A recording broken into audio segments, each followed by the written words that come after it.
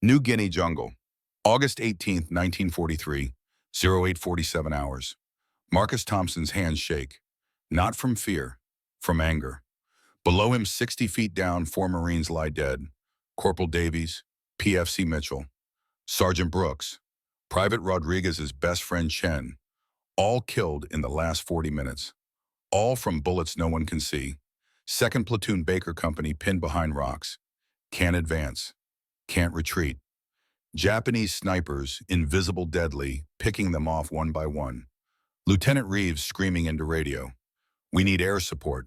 We need artillery. We need something. Another shot. Marine falls. Throat wound. Arterial spray. That makes 5. Marcus wedges himself into the fork of a massive banyan tree. 80 feet up, legs wrapped around branch. Springfield rifle across the makeshift platform he built last night. 3 nights he worked, after lights out, bleeding hands, salvaged wood from ammunition crates, rope from parachute cord, leather strips from his own belt. Article 92. Failure to obey orders, maximum penalty, 5 years hard labor. Marines aren't supposed to operate from trees. Doctrine says ground positions only, stable, predictable, safe.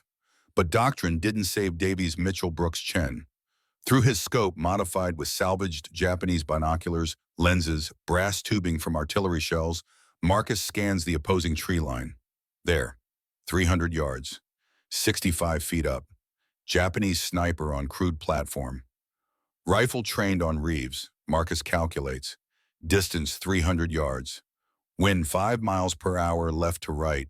Shooting downward steep angle. Bullet drop different. Exhale. Hold. Squeeze. Crack. Rifle kicks. Brass casing tink hits branch. Through scope. Japanese sniper jerks. Body slumps. Rifle falls, crashes through branches, hits jungle floor. Silence. Then chaos below. Where the hell did that come from? Was that one of ours? Marcus doesn't answer. Already scanning for target 2. There. 250 yards, 70 feet up. 2nd platform. Sniper adjusting position. Marcus fires. Hit. Body falls. Below Reeves, Oz spots him, eyes wide. Thompson. Get down here. That's a direct order. Marcus ignores him. 3rd target acquired. 280 yards. High platform. Sniper trying to relocate. Fire. Miss. Splinters branch. Japanese sniper drops flat. Smart, but not smart enough. Marcus waits. Patient, like waiting for squirrels in Mississippi. Movement. 6 inches.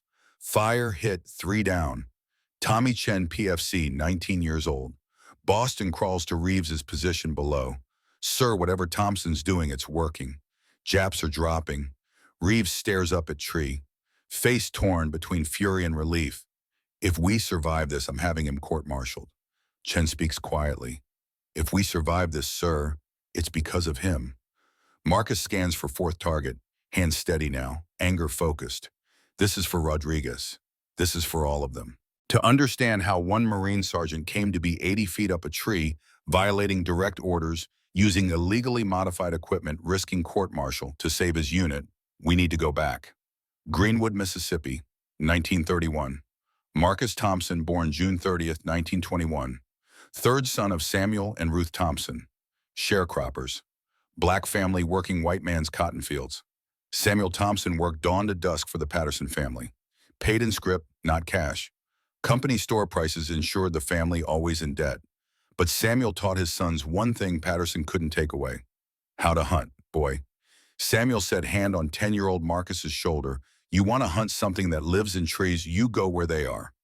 Marcus built his first platform in an old oak tree, 15 feet up, salvaged boards, rope he braided himself. First kill, squirrel at 50 yards, Samuel's old .22 rifle. How you see what I don't, Samuel asked. Marcus looked at his father. You taught me, Pa. Look where nobody else looks. Samuel Thompson recognized something in his 3rd son. The boy saw patterns, understood how things worked. Not from books, from observation. Age 12, Mr. Patterson's tractor breaks down. Carburetor problem. Patterson's mechanic can't solve it. Works on it 3 days. Nothing. Marcus watches from cotton field. sees the mechanic cursing throwing tools. That evening, Marcus walks to the barn. Patterson's not there. Mechanic's gone home. Marcus studies the tractor. 20 minutes. Finds the problem. Fuel line kinked. Simple. Fixes it. Next morning, Patterson discovers a tractor running. Never asks who fixed it. Never thanks anyone. Just drives it back to the field.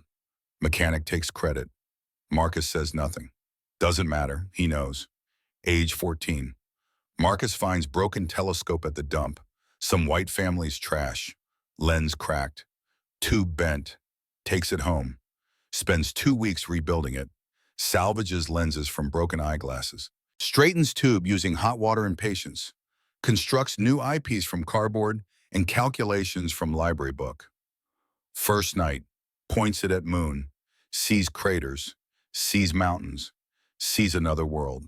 Samuel watches from porch. That boy's got a gift. Sees how things should work, not told to work. Age 17. Marcus works as mechanic's assistant at Callaway's garage in Jackson. White customers complain. They don't want colored boy touching their cars. Mr. Callaway, a thin man with kind eyes, keeps Marcus anyway. Had one customer threaten to take his business elsewhere. Callaway told him, suit yourself. But when your engine breaks down between here and Memphis, don't come crying back. Customer left angry. Came back 2 weeks later. Engine problem. Only Marcus could fix it. Marcus had a gift. Could look at an engine, hear it run, know what's wrong. Didn't need manuals. Didn't need training. Just understood. December 8, 1941. Day after Pearl Harbor. Marcus, 20 years old, stands in recruitment line in Jackson. Line stretches around the block. Every man between 18 and 30 seems like. Marcus waits 3 hours, finally reaches desk. Marine recruiter looks up, looks down, looks up again. We don't accept colored applicants. Marcus stares at him. Just bombed Pearl Harbor, killed thousands of Americans. Now you're telling me I can't fight back recruiter shifts in seat. Uncomfortable. I don't make the rules, son. That's just how it is. Marcus turns, walks to next table. Army recruiter. This man doesn't look up, just slides papers forward. We take coloreds, segregated units. Service roles mostly, loading supplies, digging latrines, that sort of thing. Marcus signs, not because he wants to dig latrines, because he wants to serve. Because his country, for all its faults, is still his country. Boot camp, Fort Benning, segregated barracks, separate mess hall. White soldiers don't speak to them. Officers barely acknowledge them. Marcus keeps his head down, does his work, exceeds every standard. Rifle range. Qualification day. Marcus steps to line, M1 Garand in hands, feels the weight, understands the balance. Range officer calls targets. 300 yards. Marcus fires 5 rounds. Doesn't rush, each shot deliberate. Target comes back. 5 holes, all center mass, tight grouping. Size of a fist. Range officer stares at target, looks at Marcus, looks back at target. Who taught you to shoot like that, Private my father, sir? Hunting squirrels in Mississippi. Squirrels. The officer almost smiles. Well, Japs are bigger than squirrels, but they shoot back. Remember that. 6 months later, Executive Order 8802. President Roosevelt prohibits racial discrimination in defense industry and government. Doesn't immediately integrate armed forces, but creates pressure. Marine Corps reluctantly begins accepting black recruits. Marcus hears about it, applies for transfer. Marine Corps initially resistant, but his shooting scores catch attention, and with war intensifying in Pacific, need for skilled marksmen outweighs other considerations. Transfer approved. November 1942, Montford Point Camp, North Carolina, segregated facility near Camp Lejeune. Marines train here under conditions designed to break them. Drill instructors push twice as hard, 3 times as hard. Want to prove black Marines can't measure up. First week, physical training, run 5 miles. Full pack, North Carolina summer heat. Half the recruits fall out. Vomiting, heat exhaustion. Can't continue. Marcus finishes, not first, but strong, steady, doesn't quit. Drill instructor Gunnery Sergeant Magruder, a brick wall of a man with 3 combat tours, watches Marcus. You, Thompson. Why you here to serve, sir? Magruder steps closer, face inches away. I didn't ask for a speech. I asked why you're here. Real reason. Marcus meets his eyes. To prove I'm as good as any man wearing this uniform, sir. Long silence.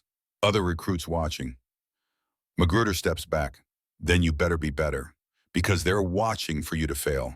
And if you're just as good, they'll still call you less. Understand? Yes, sir. Rifle range. Montford Point. Qualification week. Marcus steps to line. Springfield M1903A1 this time. Bold action, different from M1 Grand. Heavier, more precise. Targets at 200 yards. Then 300. Then 500. Marcus fires, low, controlled, remembers Pa's teaching. Squeeze, don't pull. Breathe, don't hold. See the target, don't aim at it. Targets come back. Perfect score. All center mass, 100 points. Range officer studies targets. Checks them twice. Calls over Magruder. Sergeant, look at this. Magruder examines targets. No expression. Looks at Marcus. Where'd you learn to shoot like that? Recruit squirrels, sir. Mississippi squirrels are mighty small targets. Magruder's face stays stone, but something shifts in his eyes. Japanese are bigger, but they shoot back. You remember that, and you might live through this war. That month, only 3 recruits at Montford Point shoot perfect scores. Marcus is 1. Sniper school, 8 weeks. Lieutenant Harrington, veteran of Guadalcanal, runs the program. Seen things that age him 10 years and 6 months. First day, Harrington addresses the class. 12 men, 2 black, 10 white. This is first integrated sniper class. I don't care if you're purple with yellow polka dots, Harrington says. I don't care where you're from, what your daddy did, what church you attend. I care about one thing. Can you put rounds on target when it matters? Can you save Marine lives? That's it. Nothing else matters to me. 8 weeks. Marcus learns windage, elevation, camouflage techniques, how to read terrain, how to observe without being seen, how to wait patient as stone for the perfect shot. He learns range estimation, bullet drop calculations, how different temperatures affect trajectory, how humidity changes everything. He learns to slow his heartbeat, control his breathing, fire between heartbeats when the rifle is most stable, but he never mentions tree platforms. That's not in the doctrine. Marines operate from ground positions, stable, predictable, according to manual. Marcus keeps that knowledge to himself, the knowledge Pa taught him. Sometimes the best position is where nobody thinks to look. Graduation, January 1943. Marcus receives orders. 1st Marine Division, deploying to South Pacific. Destination classified. Before shipping out, gets 1 weekend leave. Takes train back to Mississippi. Segregated car. Doesn't matter now. Going to war. Samuel Thompson, older now, thinner, meets him at station. They don't hug, not Pa's way, but hand on shoulder says everything. They walk to house. Ruth Thompson cries, holds Marcus like she won't see him again. Maybe she won't. That night, sitting on porch, Samuel speaks quietly. You're going where I can't follow, son. Can't protect you. Can't teach you nothing more. You taught me everything, Pa. Samuel shakes his head. Taught you to hunt. Taught you to see, but war's different. War's men hunting men. Marcus nods. Knows this. Samuel continues. One thing I'll say, rules are made by men. Good rules you follow. Bad rules, ones that get people killed, you use your judgment.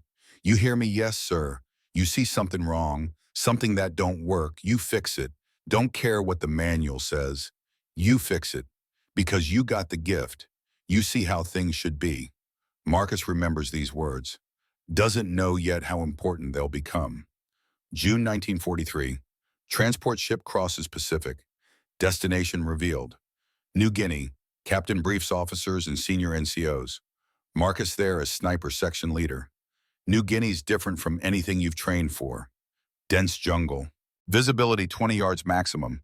Diseases kill as many as combat. Malaria, dengue fever, dysentery, and the Japanese are dug in. Fortified positions. Months of preparation. They know the terrain. We don't. One more thing. Captain pauses. They're snipers. They're good, better than ours, frankly. They've been fighting in jungle conditions for years. We're still learning. Marcus listens, thinks about Mississippi woods, about hunting from positions nobody expects.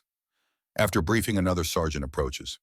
White guy, about 32 combat tours. You really shoot perfect score at Montfort Point, yes. Heard you're pretty good. I do my job. Sergeant extends hand. Name's Reeves. Harold Reeves. Going to be your lieutenant once we land. Got battlefield commission at Guadalcanal. Marcus shakes. Reeves seems solid. Doesn't have that look some white Marines have. That look that says you don't belong. Listen, Reeves says quietly. Where we're going, your skin color don't matter. Bullets don't discriminate. You keep your head down, do your job, we'll get along fine. Works for me, sir. New Guinea, July 1943. 1st Marine Division lands. Heat hits like a wall. Humid air thick as soup. Can barely breathe. Jungle stretches forever. Green so dense it's almost black. 1st Patrol. Marcus learns quickly. This isn't Mississippi. Visibility drops to 15 yards. Sometimes 10. Can't see enemy until too late. Japanese snipers, invisible deadly, pick off Marines seemingly at random. No muzzle flash visible. No sound until shots fired. By then someone's dead. Week 1, 14 Marines killed by snipers. Week 2, another 11. Pattern emerges. Marines advancing, get hit from angles that don't make sense. Bullets coming down at steep trajectories. Like shooters are elevated. Marcus mentions this to Reeves now, Lieutenant Reeves, after commission came through. Sir, I think they're shooting from trees. Reeves looks skeptical. That's not standard sniper doctrine. Ground positions provide stability. Trees are unstable platforms. But the angles, sir, bullets hitting at 30-40 degree downward angles. That's not ground level fire. Reeves shakes his head. Japanese follow same basic tactical principles we do. They're not in trees. Marcus doesn't push it. Not yet. But he watches, observes, sees what others don't. August 15th, 1943. Briefing for Major Offensive. Colonel James Harrison, legendary officer hardened by Guadalcanal, addresses battalion. Intelligence indicates approximately 200 Japanese defenders dug into these ridges. He points at map. Well supplied, well positioned, had months to prepare. We're going to take that ground, secure the ridges, open access to airfields further inland. Questions. Reeves raises hand. Sir, we've lost 17 men to snipers in past 3 days. All along same approach. Request permission to send recon team to locate firing positions before main advance. Harrison considers. Request denied, Lieutenant. We don't have time. Command wants that ridge secured by tomorrow evening. You'll advance as planned. 0900 hours. Reeves sits, jaw tight. Knows what this means. More men will die. After briefing, Marcus approaches Reeves privately. Sir, about those sniper positions. Reeves cuts him off. I know what you're going to say, Thompson. And the answer's no. We advance according to plan, standard fire and maneuver tactics. By the book. But sir, if they're in the trees like I think, they're not in the trees. Stick to the plan, Sergeant. That's an order. Marcus salutes. Yes, sir. But that night, lying in shelter, half while rain pounds jungle canopy, Marcus makes a decision. Tomorrow, Marines will advance into killing zone. Japanese snipers will cut them down. Unless someone does something. Something unauthorized. Something forbidden. Marcus thinks about Pa's words. You see something wrong, you fix it. Don't care what the manual says. Thinks about all the Marines who died because they followed doctrine that doesn't work in this jungle. Thinks about Rodriguez, best friend from Montfort Point. Just 2 days ago, August 16th, 1943. Morning patrol, routine. Supposedly safe area. 8 Marines, Rodriguez on point. Marcus covering 10 yards back. Birds calling, insects buzzing. Humid air like breathing through wet cloth. Rodriguez hand signals. All clear. They move forward. 0703 hours. Everything happens in seconds. Japanese soldier hidden in undergrowth rises up. 15 feet from Rodriguez. Type 99 rifle raises. Rodriguez sees him. Swings M1 Garand. Pulls trigger. Click. Jam. Cartridge stuck. Equipment failure. Time slows. Marcus sees it. Knows what's coming. Too far to shoot.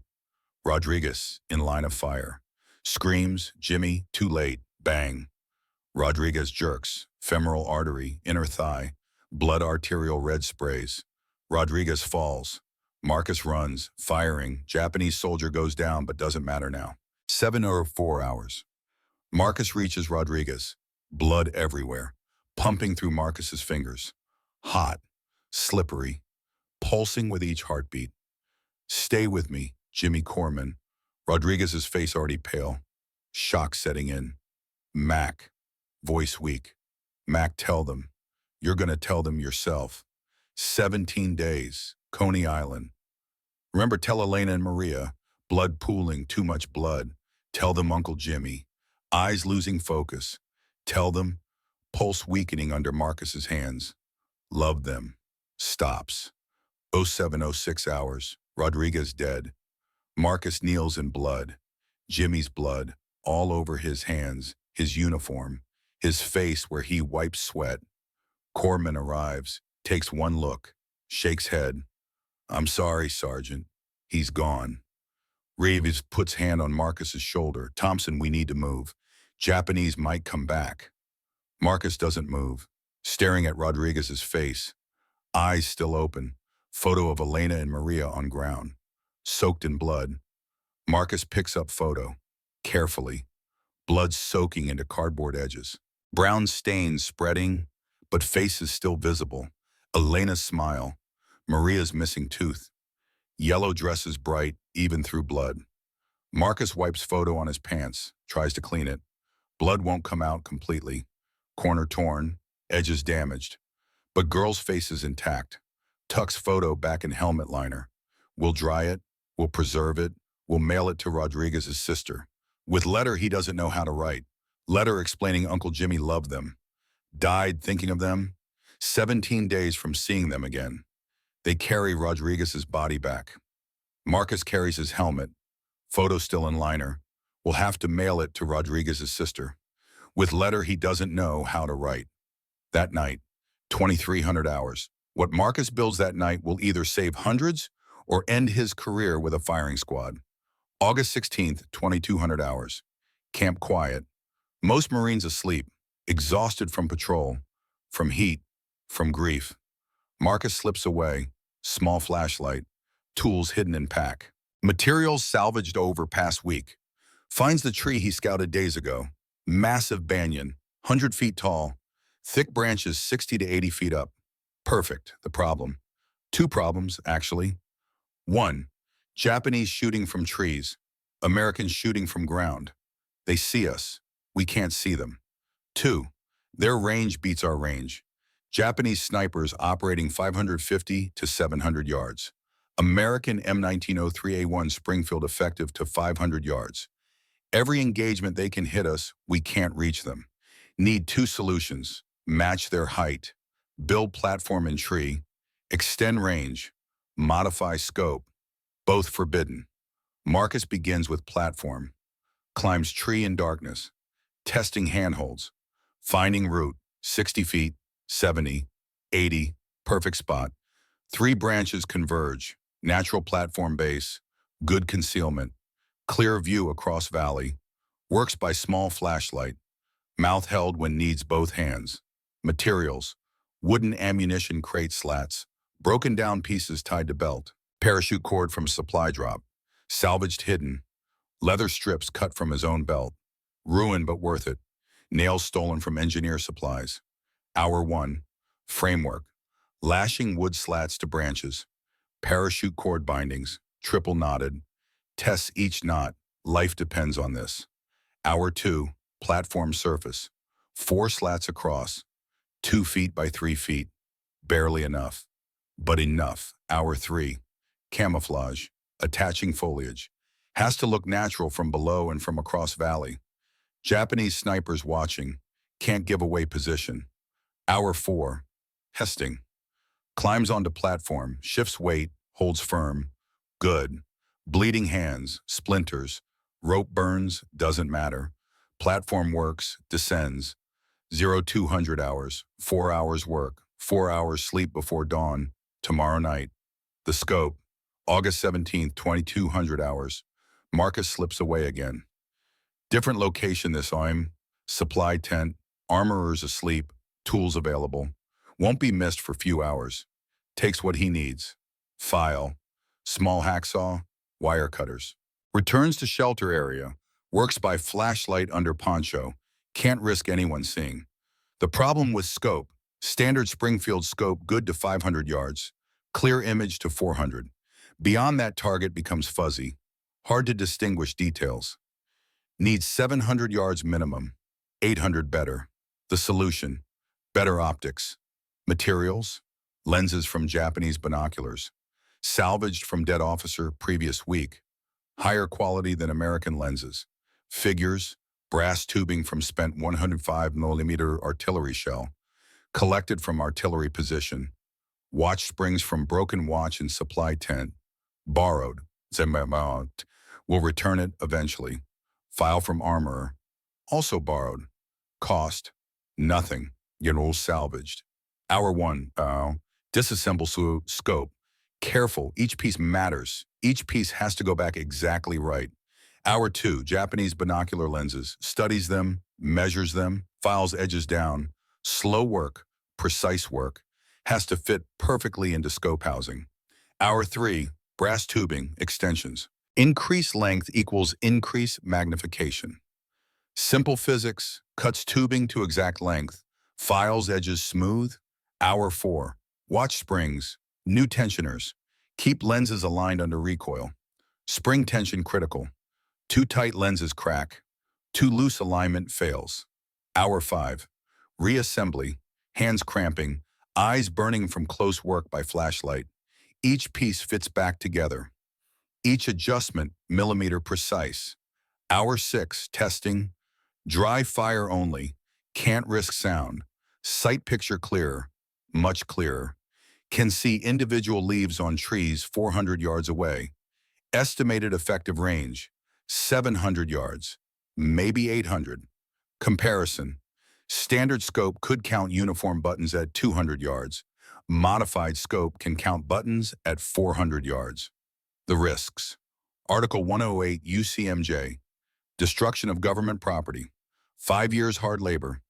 Modification of weapon in combat zone. Possible firing squad. Unauthorized construction. Failure to obey orders. 2 years. If caught. Court-martial minimum. If works. Maybe they overlook it. If fails. Definitely court-martial. Marcus doesn't care. Not anymore. Not after Rodriguez. 500 hours. Hour before dawn. Marcus tests platform one final time. Climbs tree. 80 feet. Platform holds firm. Settles in. Modified scope mounted on rifle. Through scope. Opposing tree line. 700 yards away. Crystal clear. Can see individual leaves. Can see branch structures. Can see. There. Japanese platform. 680 yards. Crude construction. Sniper sleeping. Rifle leaned against trunk.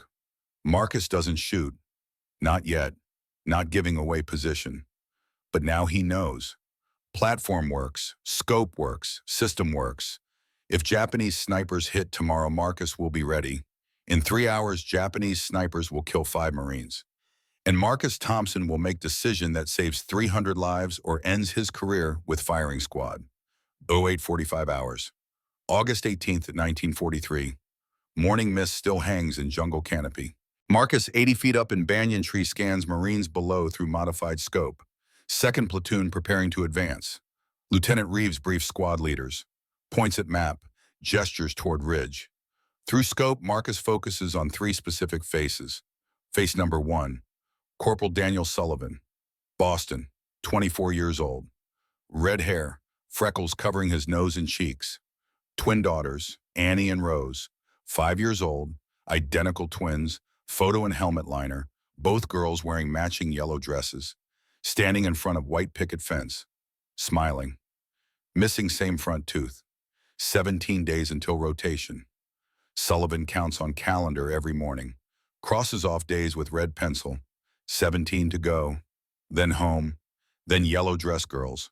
Sullivan told Marcus last night sitting by foxhole cleaning rifle. Gonna buy them ponies. Both girls. Twin ponies for twin girls. They've been asking 3 years now.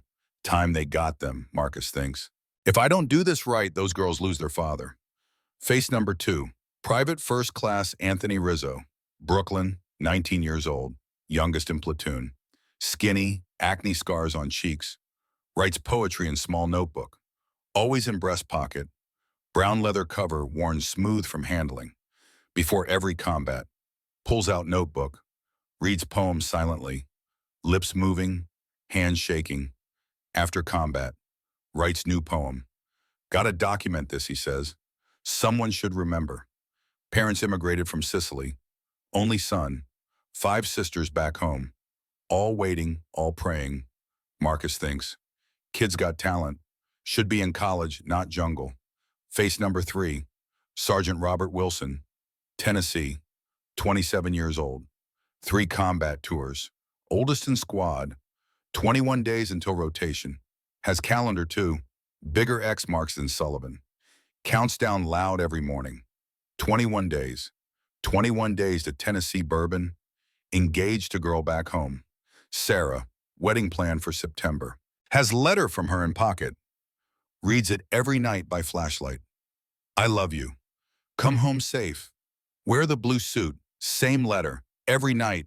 Keep saying case of Jack Daniels waiting. Day I get home drinking the whole damn thing. Marcus thinks, man earned his bourbon, earned his wedding, earned going home.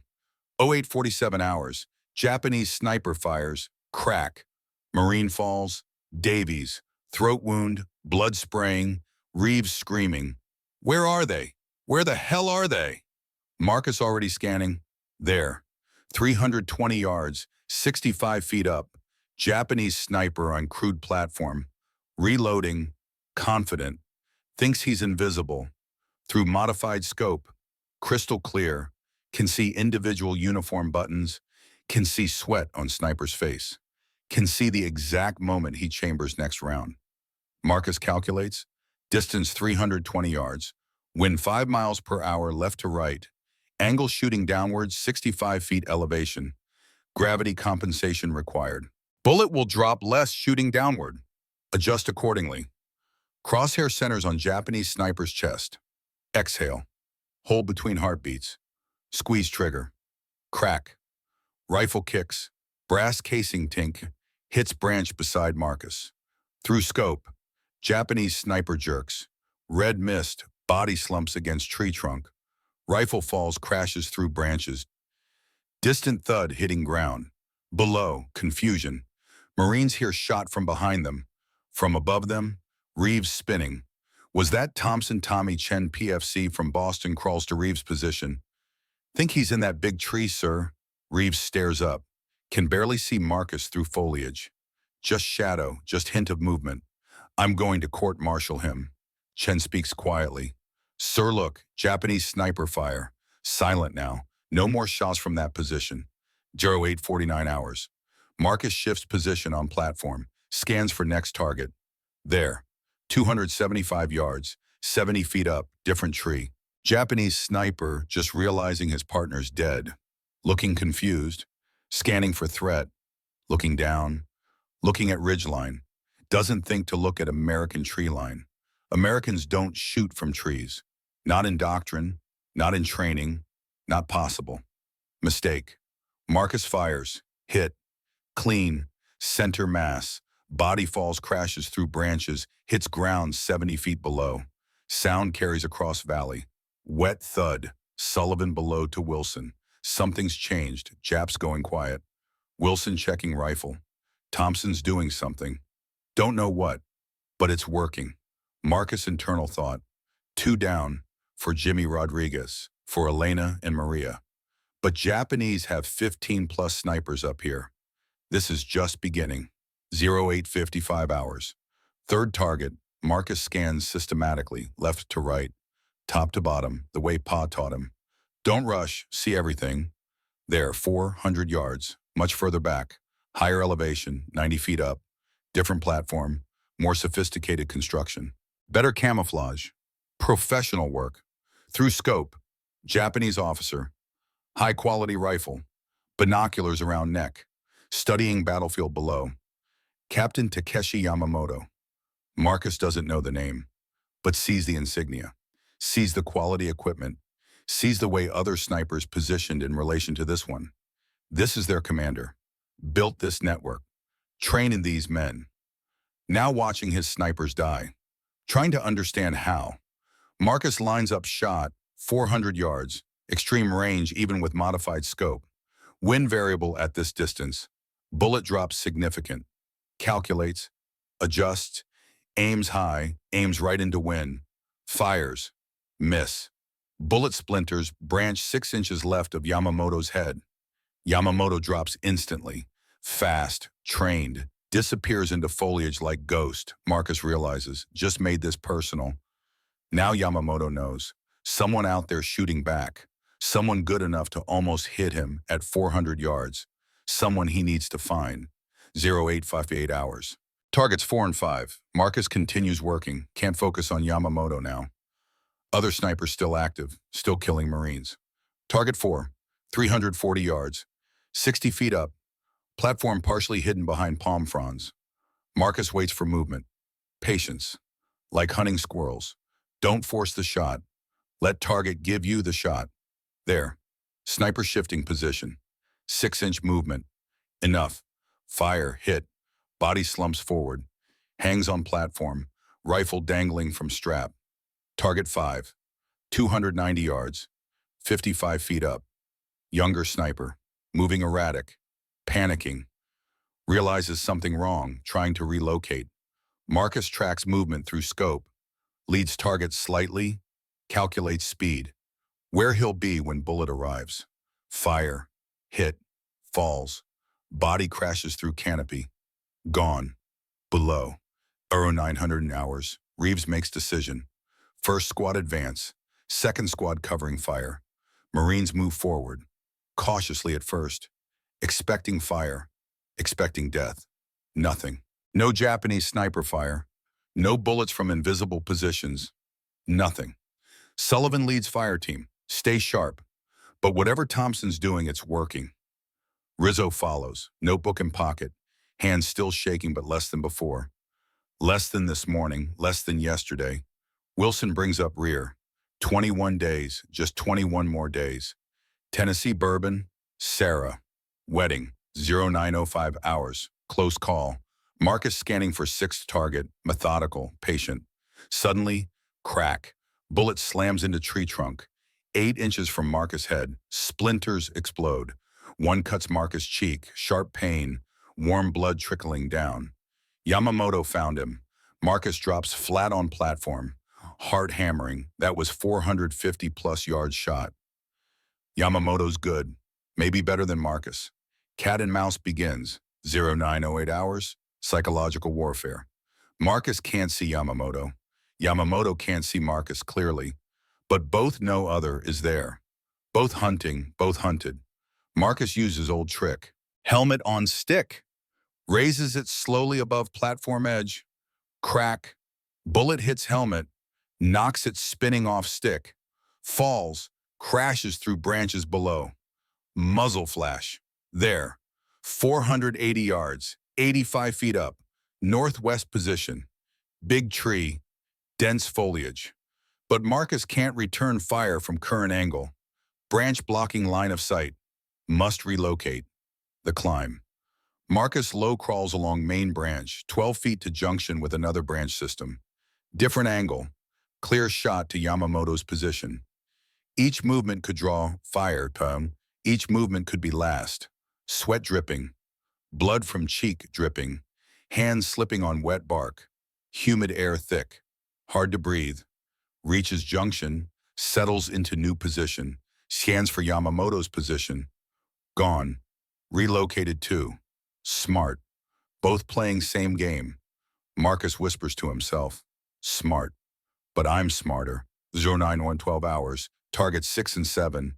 While hunting Yamamoto, Marcus spots 2 more regular snipers. Can't ignore them. Still threats to Marines below. Target 6. 360 yards. Attempting to flank American position from east. Moving through canopy. Thinks he's hidden.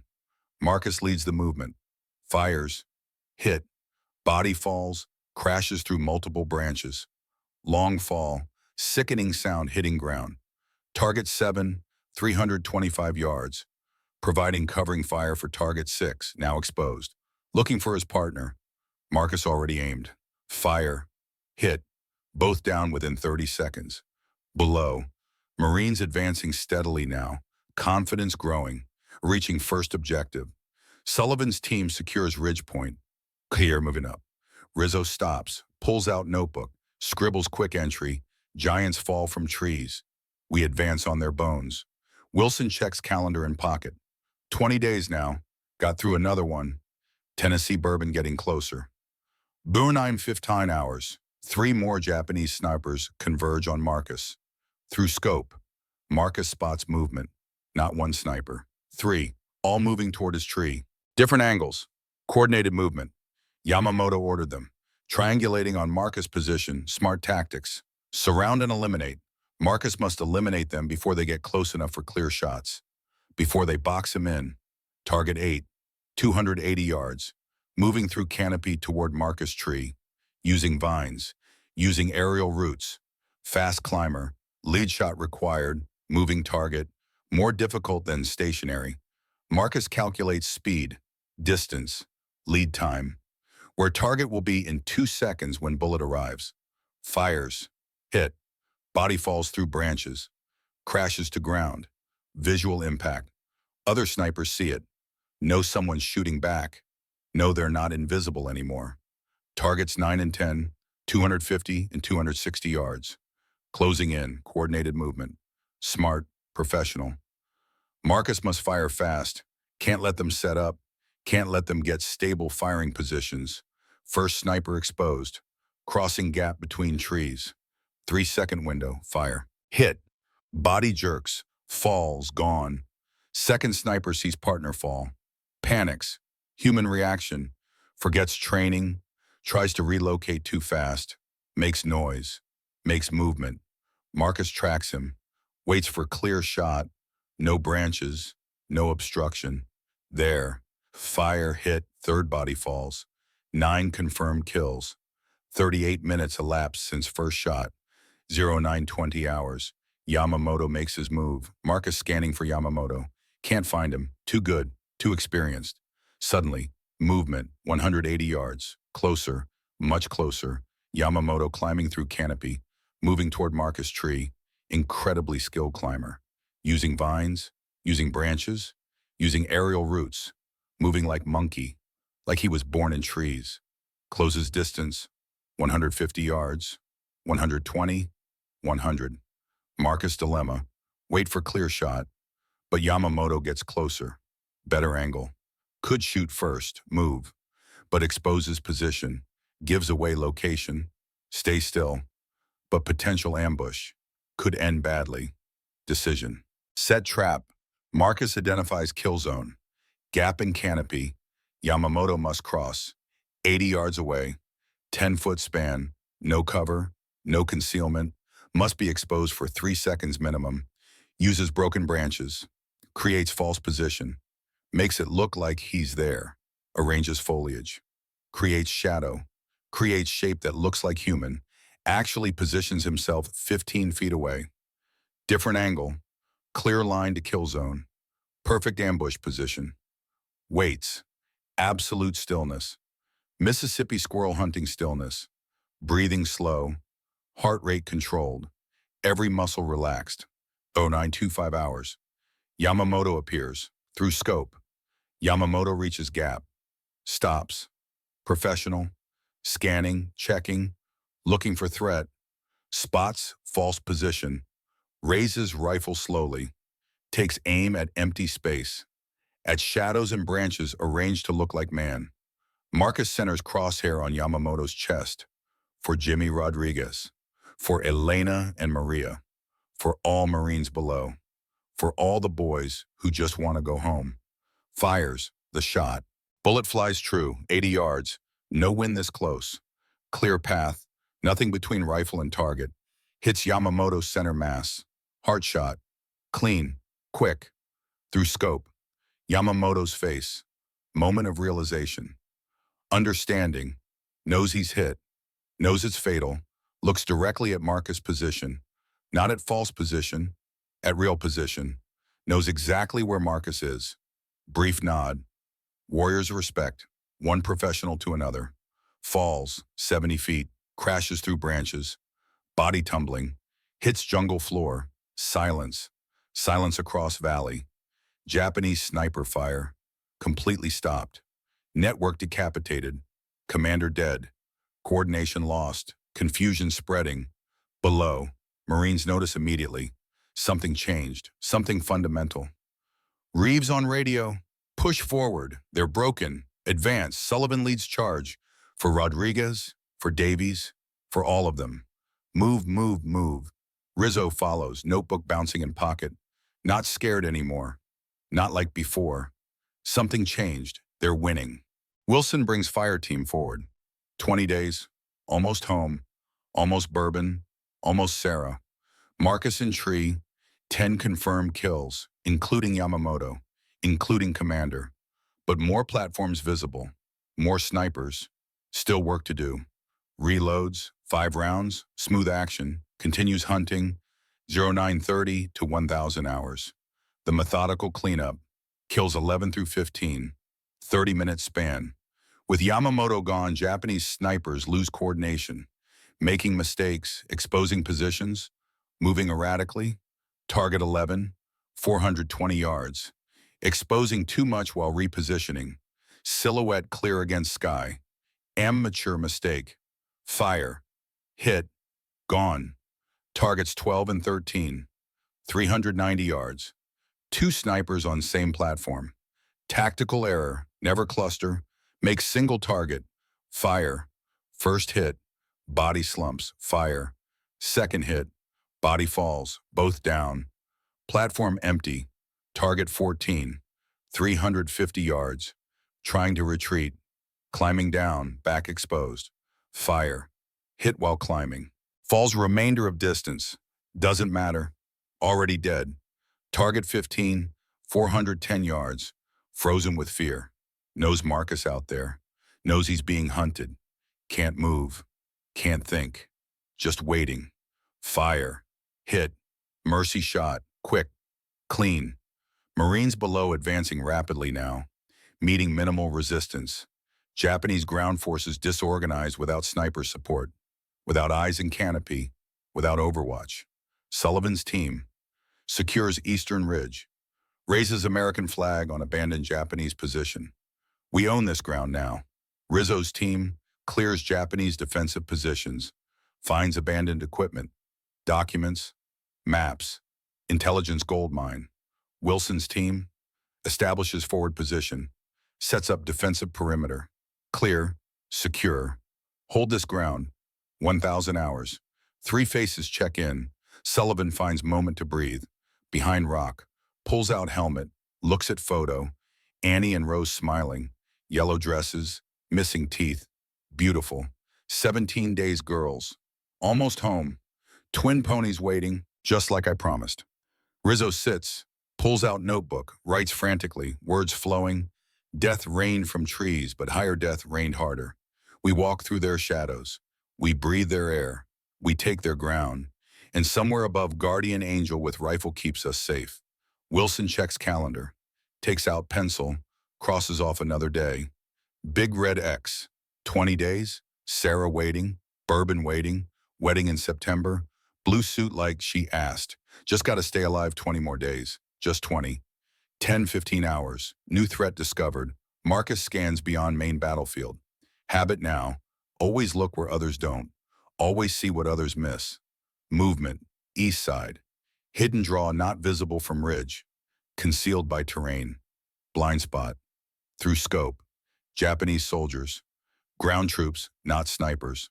Squad strength. Counts them. 12 men. Rifles. Light machine gun. Grenades. Attempting to flank American position. Would hit Marines from side. Devastating. Would catch them exposed. Would reverse entire battle. Marines below don't see them. Focused forward. Focused on ridge. Don't know threat coming from side. Marcus Key's small radio. Clipped to belt. Sierra 1 to Blue Leader.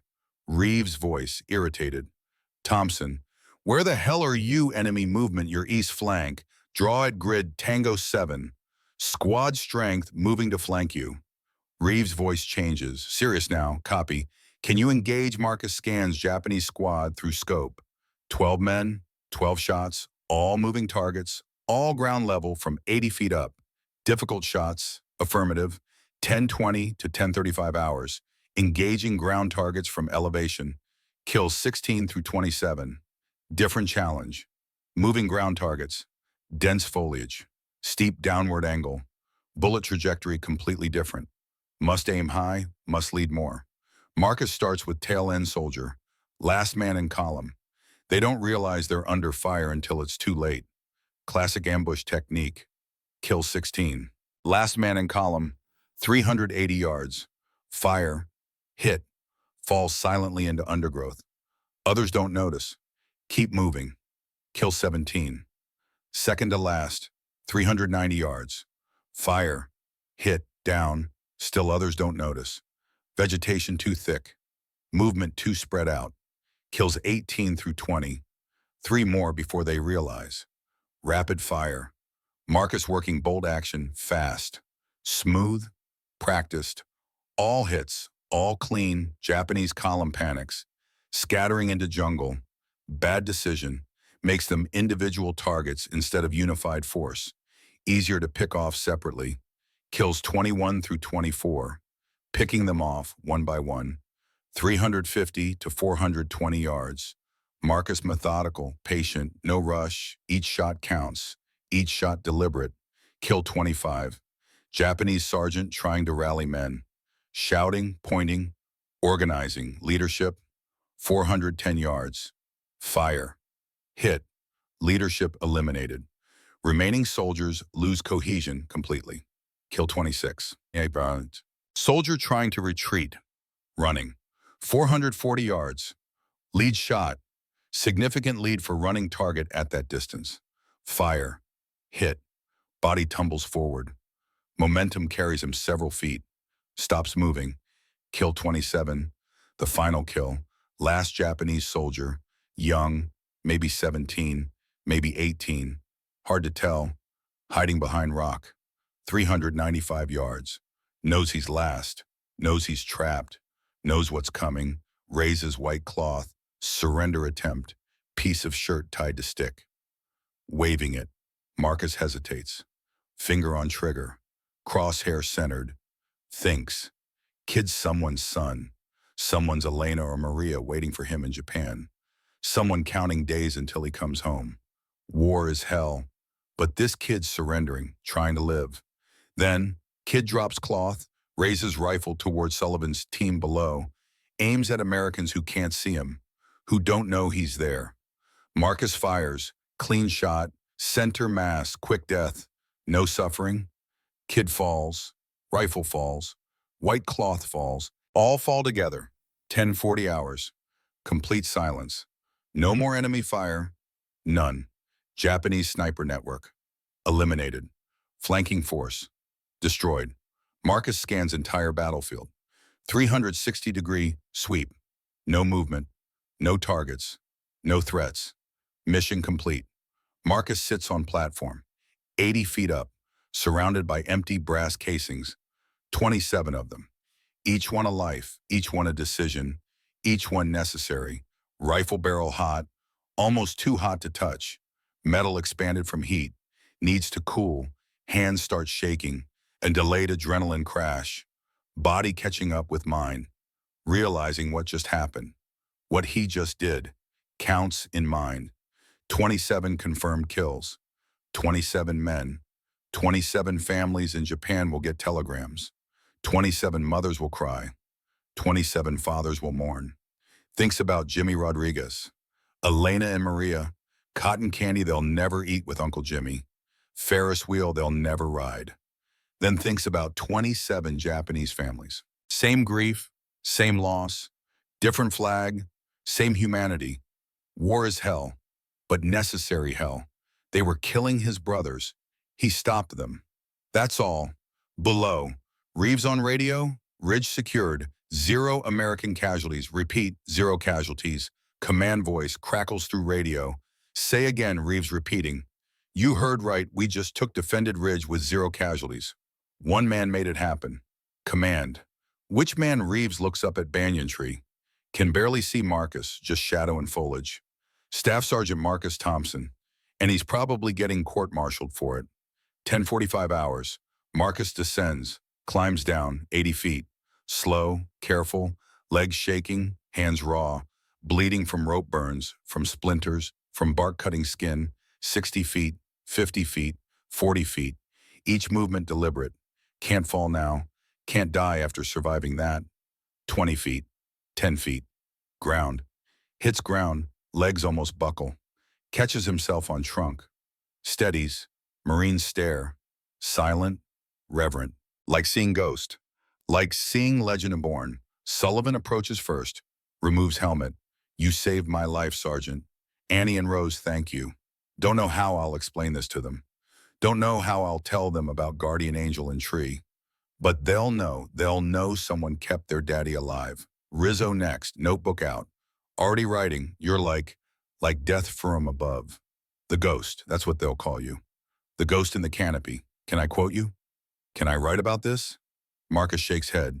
Don't write about me. Write about them. Write about Rodriguez. Write about Davies. Write about the ones who didn't make it.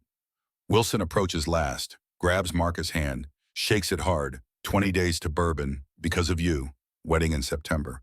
Because of you. Rest of my life. Because of you. Marcus nods. Too exhausted to speak. Too drained to process. Lieutenant Reeves approaches, face unreadable. Marines go quiet, watching. Sergeant Thompson, you're coming with me. Colonel wants to see you. Marines exchange glances. Uh-oh, here it comes. Tommy Chen whispers to Sullivan. Think he's in trouble, Sullivan whispers back. If saving 300 lives is trouble, then yeah. Marcus follows Reeves, knows what's coming. Court-martial, Article 92, Article 108, destruction of property, failure to obey orders, unauthorized modifications, unauthorized construction. Worth it. All of it. Sullivan's girls get their father. Rizzo writes his poems. Wilson drinks his bourbon. Worth everything. 1100 hours. Command tent. Marcus stands at attention. Still bloody, still dirty, uniform soaked with sweat, tree sap on hands, rope burns visible, splinters embedded in palms, rifle across back, modified scope visible, evidence of his crime. Command tent, 3 officers. Captain Williams, Major Harris, Colonel James Harrison, modified scope on table. Someone retrieved it while Marcus descended. Platform materials in corner. Someone climbed up. Brought down the evidence. Colonel Harrison, 50 years old, 3 combat tours. Guadalcanal, Tarawa, now New Guinea, face like granite, eyes that have seen everything, done everything. Sit down, Sergeant. Marcus surprised. Officers don't invite NCOs to sit. Stays standing. That's an order. Sit. Marcus sits, wooden crate serving as chair. Uncomfortable, but better than standing at attention for court-martial. Long pause. Harrison staring at modified scope, picking it up, examining it, turning it over, looking through it, testing the focus. Another pause. Harrison Williams watching Harrison, waiting for his lead. Harrison sets scope down, looks at Marcus, face unreadable. Do you know what you did today, Sergeant Thompson? Yes, sir. Pause. 5 seconds. 10 seconds. Feels like eternity. Enlighten me. Engaged 27 enemy positions. Modified government equipment. Built unauthorized structure. Violated Article 92, failure to obey orders. Article 108, destruction of government property. Sir. Pause, longer this time. Harris shifting in seat. Williams studying papers. Harrison staring at Marcus. Major Harris speaks. Article 92, maximum penalty. 2 years confinement. Dishonorable discharge. Captain Williams adds. Article 108, maximum. 5 years hard labor. Harrison leans forward. Weapon modification in combat zone. Possible firing squad. Long pause. Marcus waiting. Knows what's coming. Accepts it. Worth it. How many, sir? How many enemy casualties? 27 confirmed kills, sir. In how much time? Approximately 2 hours, sir. 0847 to 1040 hours. Harris speaks. Intelligence officer, numbers man. Our projection. If Japanese snipers not neutralize estimated 180 American casualties during Ridge assault. Conservative estimate, pause. Harrison picks up scope again. You built this platform and scope from what exactly salvaged material, sir? Ammunition crate wood, parachute cord, artillery brass, Japanese binocular lenses, watch springs, cost approximately. Marcus calculates. 75 cents, sir. Long pause. Harris and Williams exchange glances. Harrison stares at scope, then at Marcus, then back at scope. Let me understand. You, with 75 cents in salvaged materials, created system that extended effective range 200 plus yards, neutralized 27 enemy positions, saved estimated 180 American lives, enabled complete mission success with 0 friendly casualties. Is that accurate? Yes, sir. Pause. Harrison stands, walks to window, looks out at jungle, at ridge they just took, at Marines securing positions. Captain Williams, what would procurement cost be for equivalent optical system? Williams shuffles papers. Approximately $800 per unit, sir, plus months development, testing, approval process. Congressional committees. Harrison still looking out window. So this Marine, using trash and imagination in 2 nights, created something that would cost us, calculates, if we equipped all battalion snipers, approximately $25,000 in 6 months. Williams checks numbers. Yes, sir. That's accurate. Long pause. Harrison turns around. Faces Marcus. Gentlemen, I have a problem. If I give Sergeant Thompson a silver star, I'm condoning disobedience, setting precedent that Marines can ignore orders when convenient. If I court-martial him, I'm punishing him for saving 180 lives and saving the Marine Corps $25,000. If word gets out that 75-cent modification outperforms official equipment, congressional committees, procurement investigations, Inspector General, headlines, questions about why we're spending millions when Marines can do better with pocket change. Looks at Marcus. What the hell am I supposed to do with you? Thompson. Marcus speaks. Permission to speak, sir, granted. Corporal Rodriguez died 2 days ago. Equipment failure.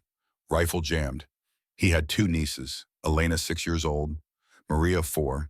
He was going to take them to Coney Island. Cotton candy, Ferris wheel, ponies. 17 days until rotation. Was counting days. Was going home. Marcus pauses, remembering. Blood on hands, Jimmy's last words. Sir, I couldn't let 300 Elenas and Marias lose their fathers because we're following rules that get people killed. I knew the consequences. I knew I'd face court-martial. Knew I might face firing squad. But those girls, all those families, worth it, sir. Long pause. Silence intent. Just jungle sounds outside. Birds and sex. Distant voices of Marines. Harrison turns around. Slight smile. Not friendly smile. Knowing smile. Sergeant Thompson, what if I told you this was a test? Sir Lieutenant Reeves reported your tree theory to me 2 nights ago. Bullet angles. Japanese elevated positions. Your hypothesis was correct. Marcus stares. Doesn't understand. I could have ordered you to implement it, but then it's my tactic. My responsibility if it fails. My decision. By leaving you to choose, I gave you ownership. You had to trust your judgment over established doctrine. That kind of thinking wins wars, Sergeant. Marcus stunned. You knew Harris speaks. We expected you to try tree position. We did not expect the scope modification. That's pure genius, Williams adds. Or the platform construction, or the 27 kills, or the flanking force elimination. You exceeded every expectation, Thompson. Harrison sits, steeples fingers. Here's what's going to happen. 1. Get me Master Sergeant Chen from Armor Section. Every battalion sniper will have your scope modification within 48 hours. 2. You're promoted to Staff Sergeant effective immediately. 3. Bronze Star for Valor, not Silver Star. Officially, this engagement never happened the way it happened. Understand Marcus confused. Why not Silver Star, sir? Because Silver Star requires detailed citation. Citation would reveal that 75-cent modification outperforms official equipment. That creates problems at levels above my pay grade. Politics, Thompson. Procurement contracts. Congressional appropriations. Defense contractors. You saved 180 lives. I can give you Bronze Star. Cover story. Heroic sniper action. Details classified. It's the best I can do. Marcus nods slowly. I didn't do it for medals, sir. Did it so Sullivan's girls get their ponies. So Rizzo publishes his poetry. So Wilson drinks his bourbon. Harrison smiles. Real smile this time. I know, that's why you're getting the medal. Now get out of here, get cleaned up, get some sleep. And Thompson, sir, next time, and there will be a next time because you're a troublemaker, tell me before you use it. My heart can't take this. Yes, sir. Thank you, sir. Marcus stands, salutes, turns to leave. One more thing, Thompson. Sir, that platform, that scope, you just changed how Marines fight in jungle. Every division will want this. Every theater will adopt it. You understand what that means? Means more boys go home, sir. Exactly. Dismissed. Within 24 hours, 8 snipers have Marcus's modifications. Master Sergeant Chen Armorer works through night, Marcus teaching him, showing exact measurements, exact techniques. Chen, older Chinese-American Marine-skilled craftsman, learns fast, takes notes, asks questions, makes first copy in 3 hours. Tests it. Perfect. Clear image to 700 yards, maybe more. How'd you figure this out? Chen asks. Necessity, Marcus says. And my pa taught me to see how things should work, not told to work. Your pa's a smart man. Died last year. But yeah, smartest man I knew. Chen makes 7 more copies by dawn. Cost per unit, 75 to 82 cents depending on salvaged materials availability. Time to build, 3 to 4 hours once you know how. All 8 deployed next day. Within 48 hours, 3rd Marine Division requests specifications. Word spreading through unofficial channels. Marines talk. You hear about Thompson's ghost scope, makes Japs visible at crazy distances. Made from trash. Anyone can build it. Within 1 week, 47 devices division-wide. Japanese casualties up, American casualties down. Pattern clear. Undeniable. Enemy reaction. Captured Japanese report. September 1943. Translation from Japanese. Americans possess new long-range optical system. Origin unknown. Specifications unknown. Appears standard issue. Recommend forces withdraw to 1,000+ meter positions. Japanese intelligence thinks it's official. Engineered. Expensive. Mass-produced. They're analyzing wrong problem. Preparing wrong response. Actually, 75 cents in one Marine's stubbornness. By December 1943, statistics tell story. Japanese sniper casualties. Up 340% compared to July-August. American casualties from snipers. Down 58%. Conservative estimate, 500+ American lives saved. Aggressive estimate, 1,000+ lives saved. Marcus war continues. Philippines, October 1944. Marcus trains new snipers. Every replacement sniper goes through his course. Tree tactics, platform construction, scope modification. Everything. Accumulates 49 total confirmed kills, all from elevated positions, all using modified equipment, all unauthorized initially, all standard now. Receives 2nd Bronze Star. Same reason. Details classified. Politics, Peleliu, November 1944. Adapts tree tactics to rocky terrain. Different environment, same principle. Elevation is advantage. Doesn't matter if tree or rock. Just need height, need visibility. Uses high ground instead of trees. Teaches others. Elevation is principle, not method. Understand principle, adapt to terrain. Okinawa, April 1945. Heaviest fighting Marcus experiences. Casualties beyond description. Marines dying by hundreds. Japanese fighting to last man.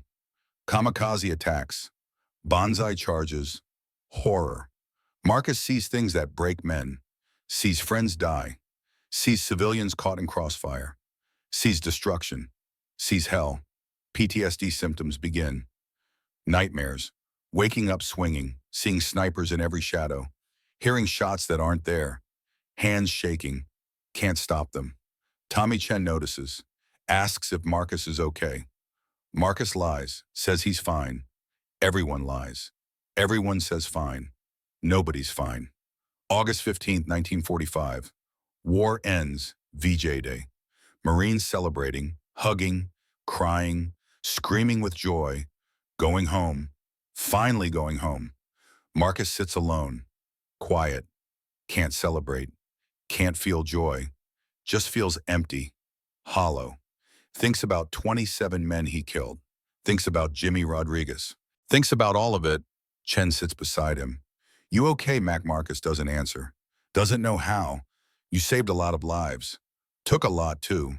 That's war. You did what had to be done. Doesn't make it easier. No, it doesn't.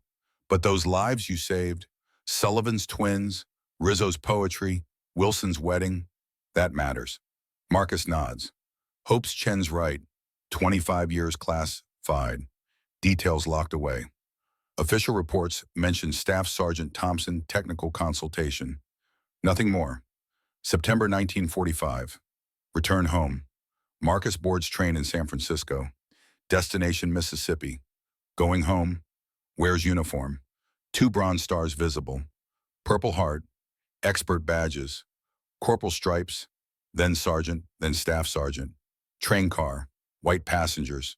See Marcus. See uniform. See medals. Man complains to conductor. Don't want colored soldier in our car, even if he is wearing uniform. Conductor apologetic to white passengers. Firm with Marcus. You need to move to colored section, boy. Marcus stares at him. Just spent 3 years fighting for this country. Killed 27 enemy soldiers. Saved hundreds of American lives. Now you're calling me boy and telling me to move conductor uncomfortable. I don't make the rules, that's just how it is. Marcus stands, takes his bag, walks to segregated car, says nothing. Too tired to fight. Fought enough. Greenwood, Mississippi. The homecoming that wasn't. No parade, no celebration. Local newspaper. 3 sentences. Marcus Thompson returned from Pacific service. Served with distinction. Welcome home. White veterans. Big parade, Main Street. Flags, speeches. Mayor shaking hands. Newspaper front page. Black veterans, nothing. Silence. Like they never left. Like they never served. Marcus visits father's grave. Samuel Thompson died February 1946. Pneumonia. Complications from years working cotton fields. Weak lungs. Marcus was in Philippines when telegram came. Couldn't get home. War still on. Military wouldn't grant leave. Pa buried without Marcus there. Without Marcus telling him about tree platforms. About modified scope. About saving lives using what Pa taught him. Stands at grave. Talks quietly. Did what you taught me, Pa. Looked where others don't. Saw what others miss. Saved some boys. Lost some too. Wish you could have known. Wish I could have told you. Hope you're proud. Wind blows through cemetery. Feels like answer. Building new life. University of Mississippi. Applies. Rejected. Colored students not accepted. Moves to Detroit. 1946. Uses GI Bill at Wayne State University. Studies mechanical engineering. Degree earned 1950. Works at Ford Motor Company. Assembly line supervisor. 30 years. Good job. Steady pay. Supports family. Marries Eloise Washington. School teacher. Smart, beautiful. Patient with his nightmares. With his silences. With his ghosts. Wedding 1947. Small ceremony. Church in Detroit. Eloise in white dress. Marcus in suit, not uniform. Trying to leave war behind. 3 children. Samuel Jr. named after Marcus's father. Catherine. James. Children grow up not knowing. Medals locked in drawer. Rifle sold. Modified scope given to Marine Corps Museum eventually. Anonymous donation. Marcus never talks about war. Children ask. He deflects. Says he served. Did his duty. Came home. That's all. Samuel Jr. years later interviewed. We knew Dad was in Marines, knew he had medals, but he never showed them, never talked about it. Wasn't until his funeral we learned what he really did. Tommy Chen also in Detroit visits occasionally. Only person Marcus talks to about war. Chen visits. They sit on porch, drink beer. Don't talk much, don't need to. Both understand. Finally, Chen speaks. You know you're a legend, right? Marines still using your modifications, still teaching your tactics, still telling stories about Ghost and Canopy. Marcus shakes head. Don't matter. Jimmy Rodriguez should be here. All those boys should be here. They're here because of you. Hundreds of them, thousands maybe, living their lives because you climbed in that tree. Marcus drinks beer, doesn't respond, doesn't know how to feel about it. 1972, the letter. Marcus, 51 years old, assembly line supervisor, coming home from work. Mail on table. Eloise hands him letter. Official Marine Corps letterhead. You should read this. Marcus opens it, reads. Letter from Lieutenant Colonel Robert Davidson, Marine Corps Sniper School, Quantico. Dear Mr. Thompson, through declassified action reports, I discovered you originated elevated sniper tactics and optical modifications we teach all students today. Your innovations have become cornerstone of modern sniper doctrine. We would be honored if you would visit our facility to speak with instructors and students. Respectfully, Lieutenant Colonel Robert Davidson. Marcus stares at letter. 27 years. Finally someone knows. Finally someone cares. Eloise reading over his shoulder. Marcus, you have to go. Those young men deserve to know the truth. That was 30 years ago. Different time, different war. Exactly. Time for truth to come out. Time for your story to be told. Marcus considers, finally nods. Okay, I'll go. May 1972, Quantico visit. Marcus, older now, graying hair, walks into Marine Corps Sniper School. Feels strange. Civilian clothes, no uniform. Just man. 40 young Marine snipers assembled. Mix of races now. Integrated military, Black Marines, White Marines, Hispanic Marines, Asian Marines, together. Marcus tells story.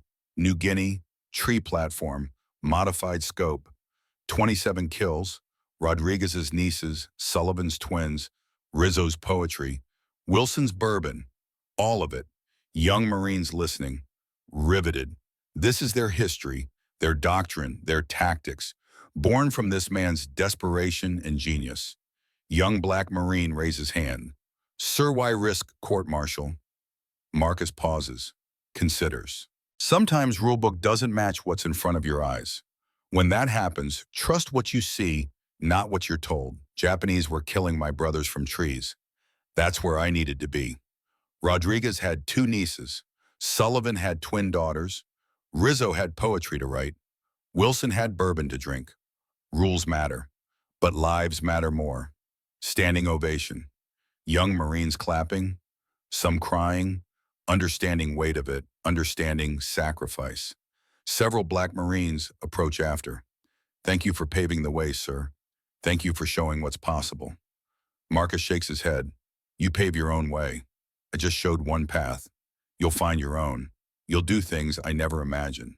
That's how it works. Each generation builds on last. Young Marine, maybe 20, asks, do you regret it? The killing, Marcus, honest. Every day. See their faces every night. 27 men, 27 families. But if I hadn't done it, would have been 180 of ours. 27 versus 180. Math is clear. Doesn't make it easier, just makes it necessary. Young Marine nods, understands. That's war. Yeah, that's war. March 15th, 1989. Marcus Thompson dies. Age 68. Emphysema from 30 years steel mill work before Ford. Lungs damaged. Too much smoke. Too much dust. Funeral at Great Lakes National Cemetery. Military honors. 21 gun salute. Flag ceremony. Taps playing. Marines in dress blues. Tommy Chen, now 65, travels from California. Places his own bronze star on Marcus' casket. He earned this more than I did. He was best Marine I knew. Best man I knew. Lieutenant Reeves, now 73, reads letter he wrote. Saved for this moment. Letter dated 1985. To whom it may concern. Staff Sergeant Marcus Thompson was finest tactical innovator I encountered in 30 years service. His contribution to Marine Corps doctrine cannot be overstated. That his name was forgotten is stain on our institution. I hope history corrects this injustice.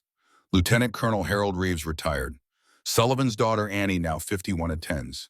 Stands at grave, holds photograph, same one her father carried. Yellow dresses, missing teeth, but now with brown stains at edges. Blood stains from August 16, 1943, from Uncle Jimmy Rodriguez's blood. Her father kept this photo in family Bible for 46 years, showed her when she was grown, told her about blood, about Rodriguez, about Sergeant Thompson who preserved it, who made sure it survived, who made sure her father survived. This photo, blood-stained, worn, precious, proof of sacrifice, proof of love, proof of why we remember.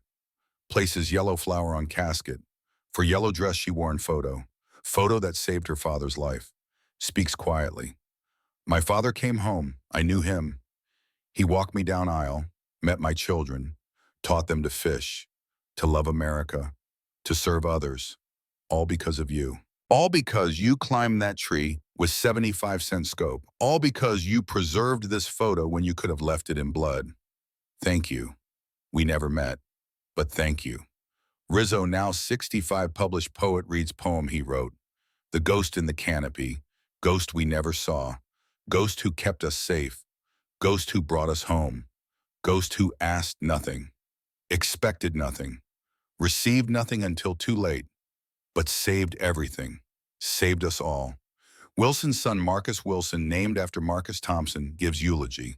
My father lived because of this man, drank his bourbon, married my mother, had 6 children, 14 grandchildren, 3 great-grandchildren.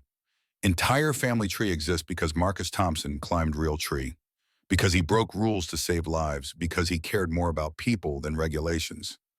We honor him. We remember him. We tell his story so it's never forgotten again. Detroit Free Press obituary. 3 paragraphs. Marcus Thompson, 68, died March 15th. Decorated Marine who served in Pacific Theater during World War II. Survived by wife Eloise, 3 children, 7 grandchildren. Services at Great Lakes National Cemetery. In lieu of flowers, donations to Marine Corps Scholarship Foundation. No mention of innovation.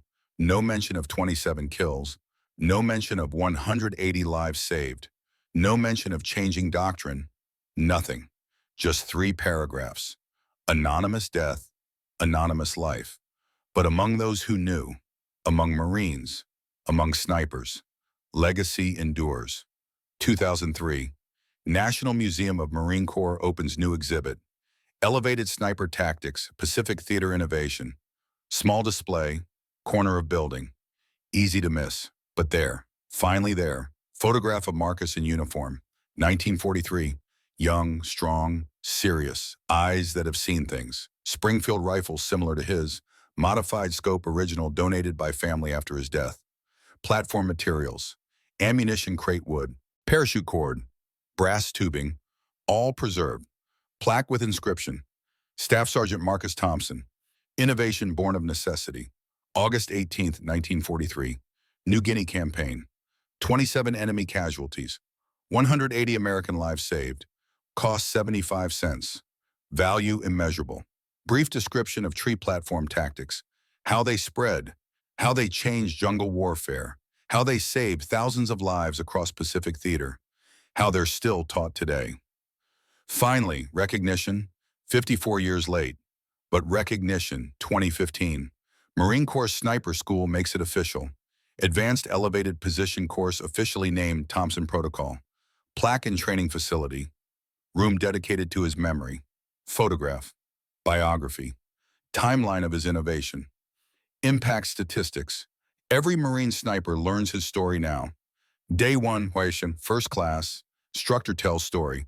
Doctrine is starting point, not finish line. 1943.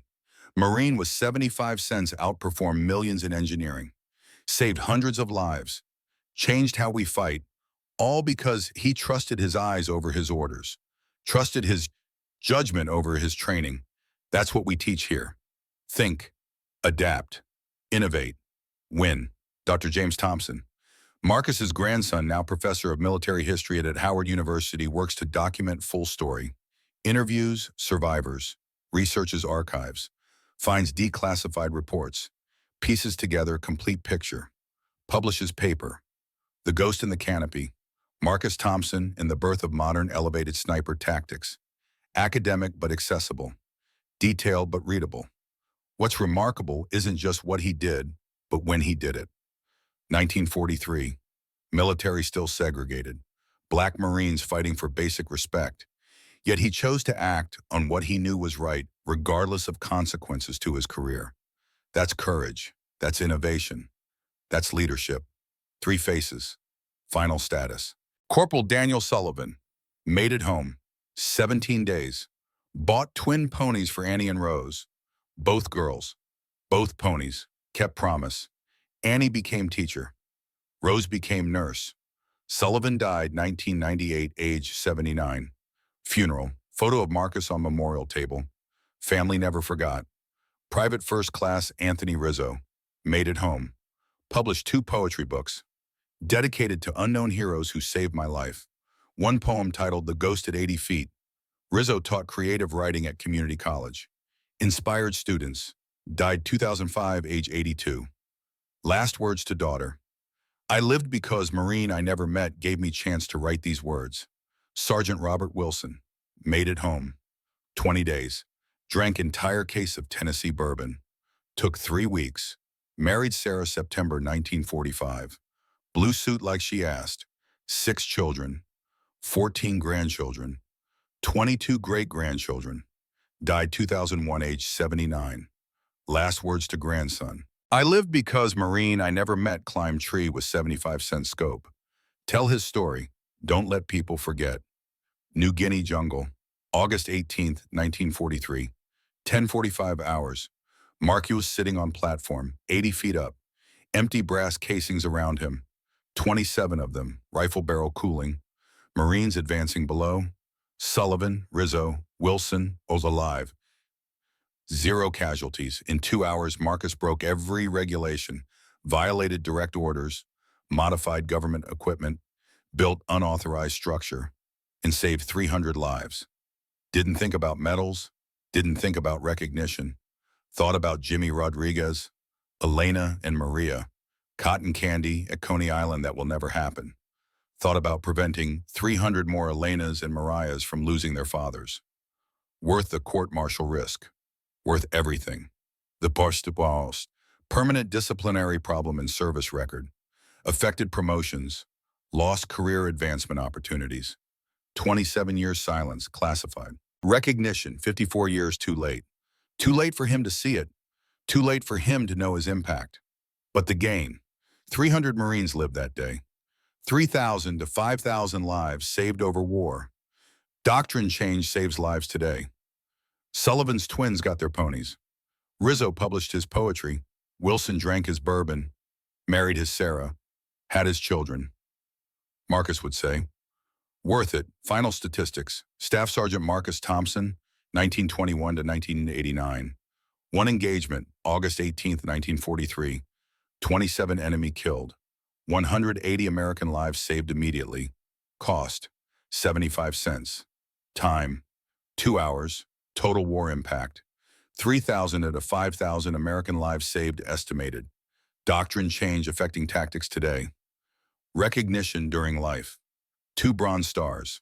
True recognition, 54 years late, but lives saved, never too late. These stories deserve remembering. Marcus Thompson climbed tree when doctrine said stay on ground. Built scope when regulations said don't modify. Saved 300 men when following orders meant watching them die. Sometimes heroes don't follow rules. They follow conscience instead. Share this story. Honor his legacy. Remember, your grandfather, uncle, neighbor might have lived because of Marine you never heard of, because of Ghost and Canopy who kept them safe, who brought them home, who asked nothing, expected nothing, but saved everything.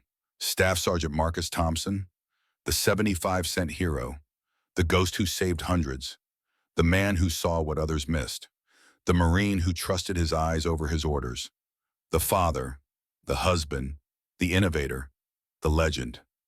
Gone, but never forgotten. Not anymore. Never again.